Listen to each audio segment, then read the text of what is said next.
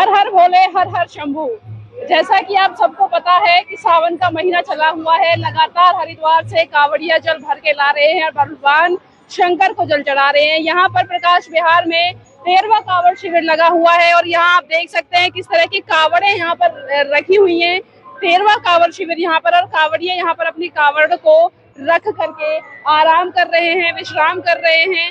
लगातार कांवड़िया यहाँ पर आते हैं, विश्राम करते हैं और अपना जो भी क्रिया होती है यहाँ पर करते हैं और आगे वो निकल जाते हैं। तमाम कांवड़िया यहाँ पर हैं और इस कांवड़ शिविर में 13वां जो शिविर है मूलचंद बड़गुजर जी द्वारा ये हर वर्ष लगवाया जाता है। और यहाँ पर तमाम ये जो कांवड़िया हैं बैठे हुए हैं, इनसे जानते हैं किस तरह की जो इनकी कांवड़ यात्रा रही। क्या नाम है आपका? नीरज सैनी।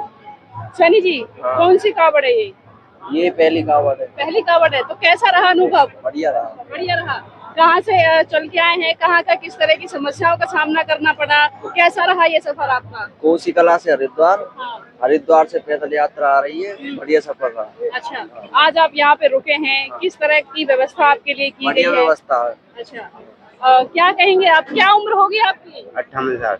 58 साल। तो इस उम्र में कांवड़ यात्रा आप कर रहे हैं, तो कौन सी यात्रा है ये? छठी है। छठी यात्रा है।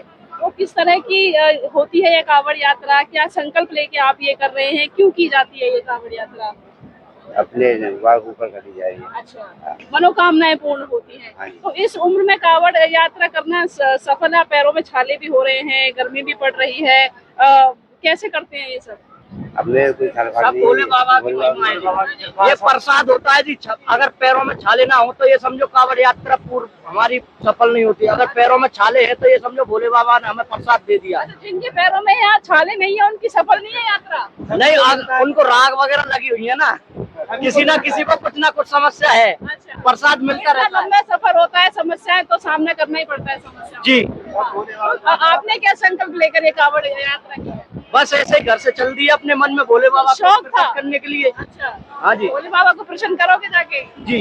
यहाँ आप शिविर में रुके हो, किस तरह की व्यवस्था आपके लिए की गई है? बहुत अच्छी व्यवस्था है जी, हम अत्यंत खुश हैं यहाँ व्यवस्था से। हमें गर्मी से बहुत राहत मिल रही है। आज का बहुत ज्यादा गर्मी है, बहुत ज्यादा टेम्परेचर हाई है, इसलिए हम शिविर वालों का बहुत बहुत कोटि कोटि प्रणाम करते हैं, हमें जो इतनी अच्छी सुविधा दी। तो ये कहाँ से शुरू की थी यात्रा आपने? ये हमने हरिद्वार से शुरू की थी जी। कहाँ लेकर जाओगे कांवड़? कोसी कला। तो ज्यादा दूरी नहीं है, अब तो नजदीक पहुँच गए, मंजिल पास आ गई। हाँ। जंग जीत ली हमने जी। तो पहली है, कौन सी है? पहली है। दूसरी कांवड़ है जी हमारी। तो देखिए, कोई पहली कांवड़ यात्रा लेकर आ रहा है, कोई दूसरी लेकर आ रहा है। भक्तों का कहना है जब तक कष्ट ना हो तब तक इस कांवड़ को सफल नहीं माना जाता। किसी को छाले हो रहे हैं, किसी के पैरों में भी चोट लगी है। काफी कांवड़ियां हैं यहाँ पर जो ग्रस्त हो चुके हैं, यहाँ पर घायल हो चुके हैं। आप देखिए किस तरीके से यहाँ पर जो है फलार का वो भोजन ले रहे हैं, खाने पीने की व्यवस्था यहाँ की हुई है, विश्राम की व्यवस्था यहाँ की हुई है। पंखे कूलर यहाँ कांवड़ियों के लिए लगाए गए हैं। कहते हैं कि भगवान शिव को गंगा जल ला करके उन्हें अर्पित किया जाता है और वह सभी मनोकामना पूर्ण करता है। यहाँ पर शिविर जिनके द्वारा लगाया गया है मूलचंद बड़गुजर जी यहाँ पर मेरे साथ मौजूद हैं। सर, कौन सा शिविर है ये? ये हमारा 13वां शिविर है। हम बहुत सारे साथी हैं, बहुत समय पहले से हम साथ चलते थे। हमारा एक मंडल है, श्री राम संकीर्तन मंडल दैनिक यात्री है, जो हमारा समूह है कई साथियों का, उस समय संयुक्त हम शिविर लगाते हैं। ये 13वां हमारा शिविर है और जितनी हम सब पे बन पाती है, इसमें प्रधान जी हमारे विजेंद्र जी हैं, भाई जी हैं पवन जी। सबसे ज्यादा बहुत मेहनत प्रधान जी की जो जिम्मेदारी होती है, सबसे बड़ा कोई कुछ भी कर ले, लेकिन जो मैनेजमेंट भाई साहब का है, हम कृतार्थ हैं दादाजी के लिए, क्योंकि कोई कुछ भी कर ले लेकिन मैनेजमेंट सबसे जरूरी होता है।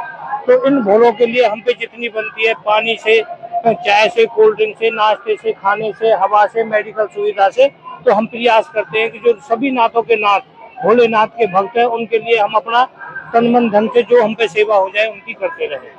तो मैनेजमेंट किस तरह की है? यहाँ पर कूलर है, पंखे हैं, और क्योंकि कांवड़ियों का सफर तो 24 घंटे का होता है, रात में भी आते होंगे, सुबह भी आते होंगे, चलते रहते होंगे कांवड़िया? हाँ, रात को भी चलते हैं, दिन में भी चलते हैं, आते रहते हैं, चलते रहते हैं। जो लंबा सफर है वो जल्दी अपने रास्ता तय करने के लिए थोड़ा जल्दी चले जाते हैं। हाँ। बाकी ठहरते हैं, पानी पत्ता पिया, आराम कर चले कुछ जाते हैं। कांवड़ियों को यहाँ पर चोट भी लगी है पैरों में, क्या यहाँ पर डिस्पेंसरी की व्यवस्था भी की गई है, किस तरह की व्यवस्था है? नहीं, डिस्पेंसरी के लिए हमने लेटर लिखा है, डिस्पेंसरी कोई व्यवस्था नहीं है अभी तक, वो डिस्पेंसरी तक का पूछने के लिए नहीं आया है।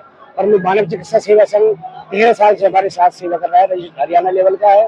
ये दवाई गोली डॉक्टर सब उनके हैं, उन्होंने हमारे पूरे साथ दिया हुआ है। और जितने भी हमारे भाई लोग हैं, हम दैनिक यात्री हैं, कलोनी वासी हैं, पलवल के जो भी हमारे स्टेट में हैं, वो सब हमारे साथ में जुड़े हुए हैं, पूरी सेवा में रहते हैं। परंतु प्रशासन से बहुत नाराज है हम। प्रशासन हमारे साथ में, कोई प्रशासन का कोई सहयोग नहीं है, न पुलिस का है, न कोई डीसी एसडीएम का है, न कोई विधायक का, कोई हमारे साथ। यहाँ पर कांवड़ियों के लिए कोई शौचालय वगैरह भी नहीं दिख रहा है, तो कैसे मैनेजमेंट होता है? शौचालय के लिए हर साल एप्लीकेशन देते हैं परमिशन के लिए, उसमें लिखते हैं नगर परिषद से दिलाई जाए, परंतु हमें आज तक कोई मुहैया नहीं कराई है। विधायक के पास भी जाते हैं, चेयरमैन के पास जाते हैं, पार्षद के पास जाते हैं, सिर्फ जवाब यही होता है वे हैं 2-4 टूटी पड़ी है, आप तक पहुंचेंगे तो बिखर जाएंगी वो, आप अपना इंतजाम कर लो जैसे करना है। अभी कैसे आप इंतजाम करते हैं उनका? अब हमने टेम्परेरी अपने लेवल पे प्राइवेट जेसीबी बनवा के, तो टेम्परेरी खड्डा करवा के उसमें टेम्परेरी सीट वगैरह रखवा के हमने यहाँ बराबर जो खाली प्लॉट है उसमें अलग से शौचालय की व्यवस्था टेम्परेरी बनवा के की हुई है। तो इन कांवड़ियों के लिए क्या कहोगे, कैसे इनका मनोबल बढ़ाओगे, क्योंकि गर्मी बहुत है और सभी कांवड़िए हैं, पंखे कूलर लगे हुए हैं, लेकिन फिर भी पसीनों में तर हैं। देखिए, जो भोलेनाथ के भक्त है उनका मनोबल तो अपने आप में 7वें आसमान पे होता है, हम उनका मनोबल क्या बढ़ाएंगे। और ये तो साधना है, साधना भक्ति में जितना तप कर लेंगे इतनी भगवान प्रसन्न होंगे। तो इनका तो उल्टा हम आशीर्वाद ले रहे हैं, बल्कि हम इनसे चाहते हैं कि ये हमारा मनोबल बढ़ाए। तो आज के प्रसाद में क्या है? आज के प्रसाद में हमने खीर बनवाई हुई है, मिक्स वेज की सब्जी बनवाई हुई है और पूड़ियाँ होंगी। सुबह से नाश्ते में पकौड़े, ब्रेड पकौड़े, कोल्ड ड्रिंक है, पेठे की मिठाई है और केला का फल है। सभी जो सुविधाएं हैं वो कंटिन्यू चालू है।